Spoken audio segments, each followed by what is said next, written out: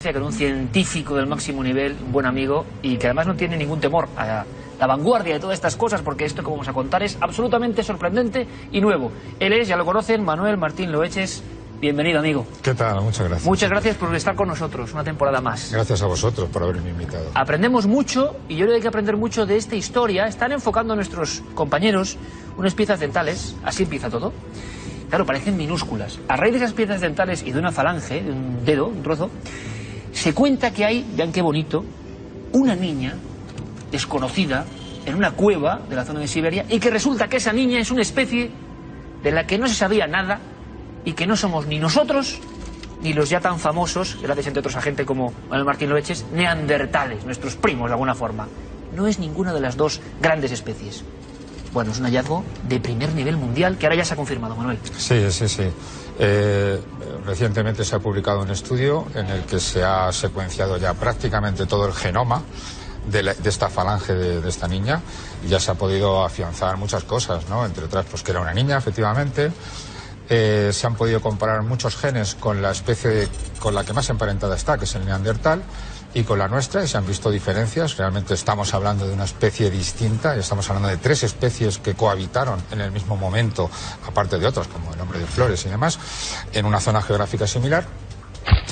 Y se han podido saber cosas tan curiosas, por ejemplo, como que al menos este ejemplar, tengamos en cuenta que es solamente un individuo al que se le ha hecho el análisis genético, tenía el pelo oscuro, el pelo moreno, era de piel oscura también, y tenía los ojos oscuros. ¿Eso cómo se sabe? Te lo pregunto desde la más absoluta ignorancia, Manuel. Sí. Si solo tenemos, porque el público lo preguntará, si solo hay 2 muelas y solo hay un trocito de dedo en una cueva perdida, sí, ¿cómo sabemos todo esto? Bueno, además hay que decir que la falange, el trocito de dedo, ha desaparecido en aras de la ciencia. Para poder... Han tenido que destruirlo. Han tenido que destruirlo, se han hecho las copias pertinentes, los moldes necesarios, se puede reproducir de forma artificial todas las veces que se quiera, pero ya no existe. Del interior del dedo se ha sacado, de la falange del dedo se ha sacado el material con el que se ha podido hacer estas secuencias. Entonces, lo que ocurre es que al sacar las letras del abecedario que componen el genoma de esta niña, se ha podido saber pues qué genes tiene, y los genes son muy claros, muy categóricos a la hora de decirnos qué rasgos tiene esa persona o cualquier ser vivo que lo tenga. Y se han visto los genes que determinan el color de ojos, y el color de ojos es el marrón. Y además es una cosa que es tan fehaciente como el código de barras. Es decir, si el código dice que es de este color, es que es de ese color. Un buen símil, ¿no? Como si pasásemos un código de barras y pum, nos sale un retrato que además Carmen ha salido en los medios de comunicación. Es un retrato muy peculiar, ¿no? De esta supuesta muchacha X, se dijo, por ser desconocida por completo.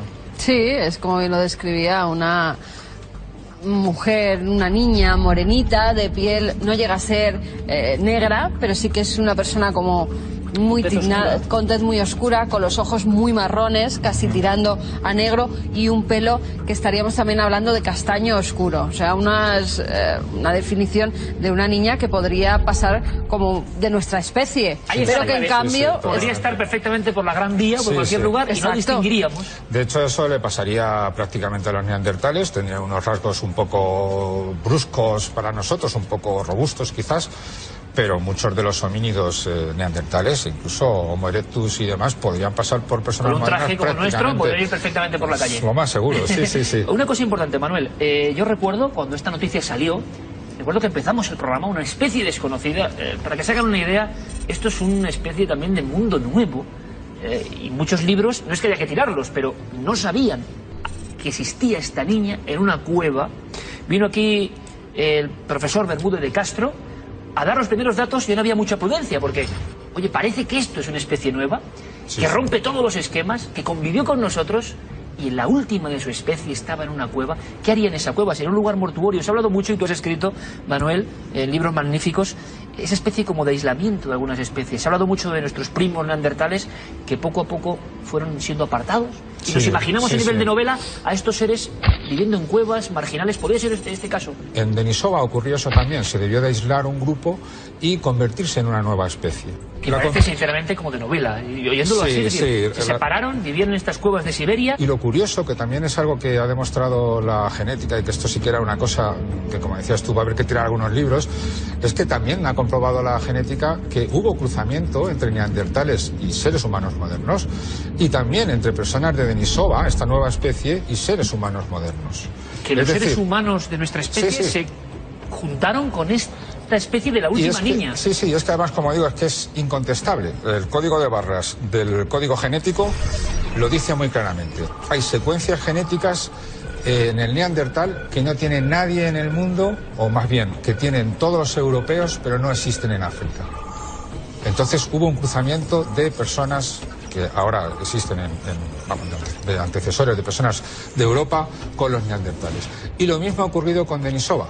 Hay personas en Melanesia, en estas islas del Pacífico, que resulta que tienen secuencias de ADN que solo están en Denisova.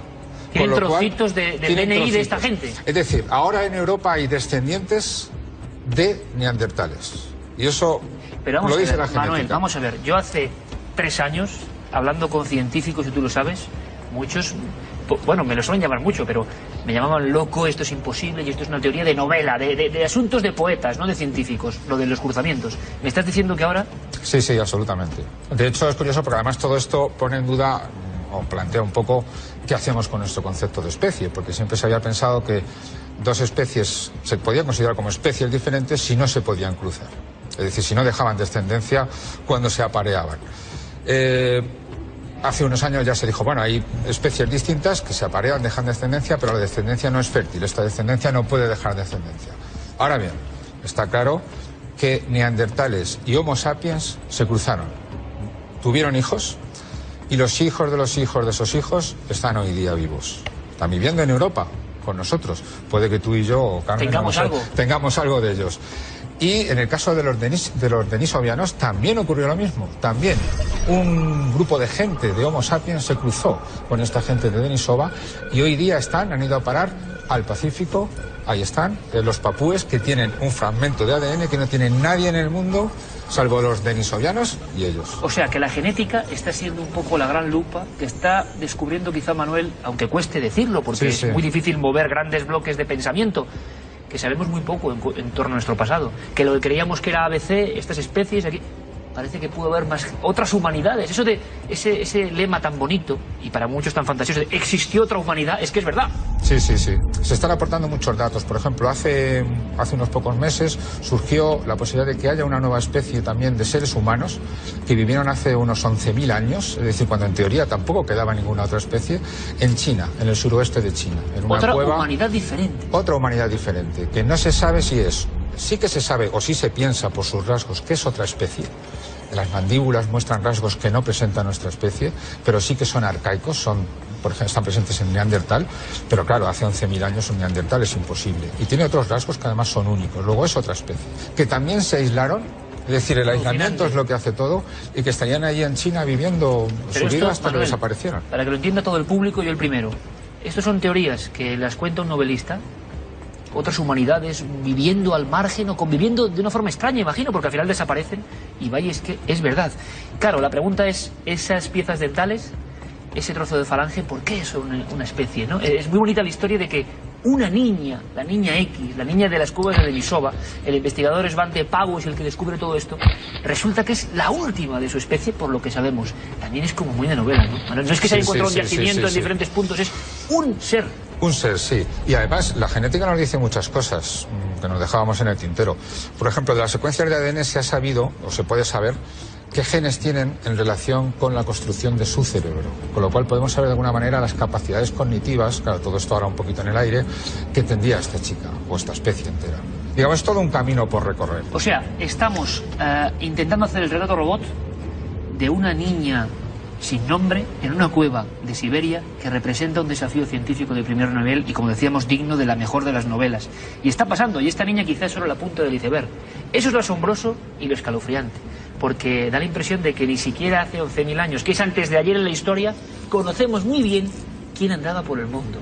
A mí me encantaría contar este tipo de sorpresas, porque son maravillosas, están pasando ahora, esto es pura ciencia, pero es fantástico, con nuestro amigo Manuel Martín Lueches.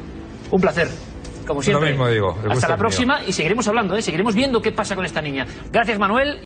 Este tipo de situaciones para que ustedes no se dejen confundir. El único análisis que puede determinar esta correspondencia son los análisis profundos de ADN nuclear